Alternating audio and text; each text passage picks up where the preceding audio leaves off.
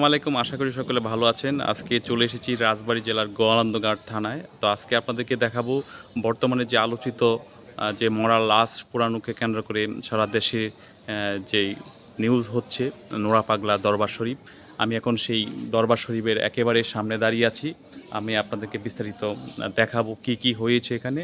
তো চলুন দেখতে থাকি। শরীফের প্রধান গেট, যেখানে অনেক উৎসুক জনতা, তারা কিন্তু এখানে ভিড় করছে দেখার জন্য। আমি এখন ভিতরে প্রবেশ করে আপনাদেরকে পুরোটা তুলে ধরার চেষ্টা করব। এ হচ্ছে রাজবাড়ী জেলার গোয়ালন্দঘাট নোরা পাগলার মাজার শরীফ। গত 5 সেপ্টেম্বর যে অগ্নিসংযোগ হয়েছে ভাঙচুর, তারই দৃশ্যপট আমি আপনাদেরকে এখন পুরোটা তুলে ধরবো এবং ভিতর কি কি হয়েছে সেটা আপনাদের মধ্যে দেখানোর চেষ্টা করব। চলুন আমরা দেখতে থাকি। এখানে সম্পূর্ণ ঢোকা নিষেধ, তারপর আপনাদেরকে কর্তৃপক্ষকে বলে নিচ্ছি। ভিতরটা প্রায় অনেক কিছু ভাঙচুর করা হয়েছে।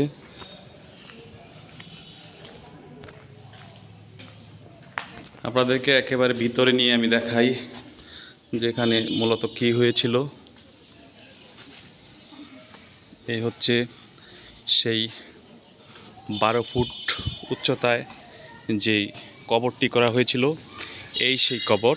এই কবরেই নোরা পাগলার কে কবর দেওয়া হয়েছিল। পরবর্তী তৌহিদের জনতা এখান থেকে তুলে নিয়ে তারা লাশটি পুড়িয়ে দেয়। এই হচ্ছে চারপাশের এরিয়া আর দরবার শরীফ। এখানে কিন্তু 4 দেওয়ালের মধ্যে কবরটি দেওয়া ছিল। 23 আগস্ট তিনি মারা যায়। পরবর্তী 5 সেপ্টেম্বর জমানাজের পর একটি বিক্ষুব্ধ মিছিল তৌহিদ জনতা, পরবর্তীতে লাশটি এখান থেকে তুলে পুড়িয়ে দেওয়া হয় এবং বেশ কিছু জায়গায় অগ্নিসংযোগ এবং ভাঙচুর করা হয়।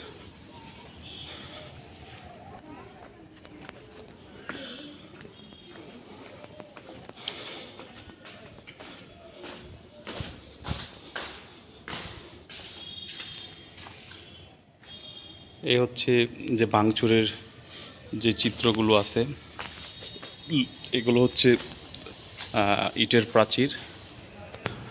বর্তমানে এই এলাকাটি থমথমে অবস্থা বিরাজ করছে এবং প্রায় 3,500 মানুষের বিরুদ্ধে একটি হত্যা মামলা এবং ধর্ম অবমাননা মামলা দায়ের করা হয়েছে।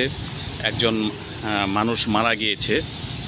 এ হচ্ছে এখানে যেই খাবার দাবার আয়োজন করা হতো, সেগুলো রসদ একেবারে পুড়ে গিয়েছে। আমরা দেখতে পাচ্ছি অনেকগুলো পেঁয়াজ। তো অবশ্য আপনাদেরকে দেখালাম বিস্তারিত।